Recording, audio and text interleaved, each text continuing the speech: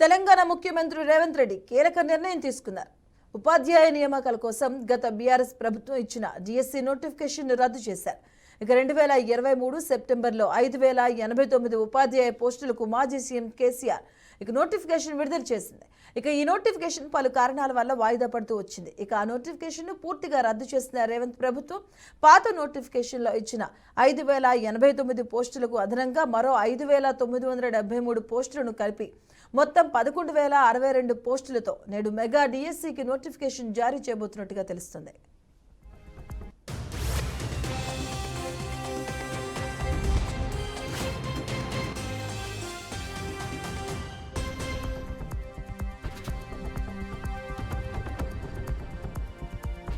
రాష్ట్రంలో ఉపాధ్యాయ పోస్టుల భర్తీ కోసం మెగా డిఎస్సి నోటిఫికేషన్ జారీకి రంగం సిద్ధమైంది.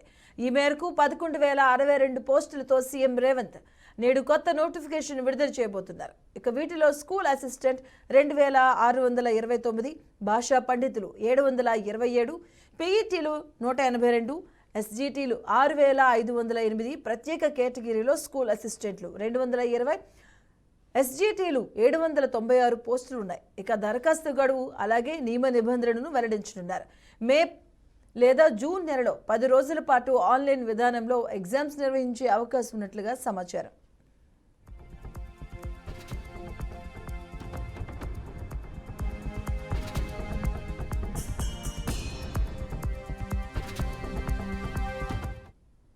కొత్త నోటిఫికేషన్ను నిర్ణయించిన ప్రభుత్వం గత ఏడాది సెప్టెంబర్ 6న 5089 పోస్టులతో జారీ చేసిన డిఎస్సి ప్రకటన రద్దుకు బుధవారం రాత్రి ఉత్తర్వులు జారీ అయ్యాయి. సమగ్రంగా మరో కొత్త నోటిఫికేషన్ జారీ చేస్తామని అందులో పేర్కొన్నారు. పాత దరఖాస్తులు చెల్లుబాటులో ఉంటాయని, కొత్త డిఎస్సికి వాటిని పరిగణలోకి తీసుకుంటామని పాఠశాల విద్యాశాఖ కమిషనర్ తెలిపారు. పాత అభ్యర్థులు మళ్లీ దరఖాస్తు చేయాల్సిన అవసరం లేదని అధికారులు క్లారిటీ ఇచ్చారు.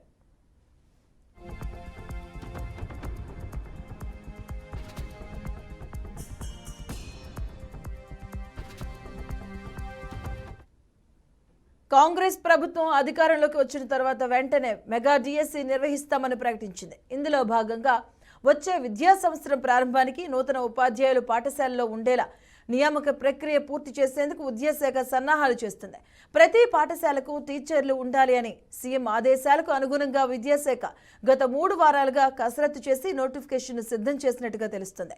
అధికారులు డిఎస్సి ఎగ్జామ్ను ఎంసెట్ తరహాలో నిర్వహించనున్నారని సమాచారం.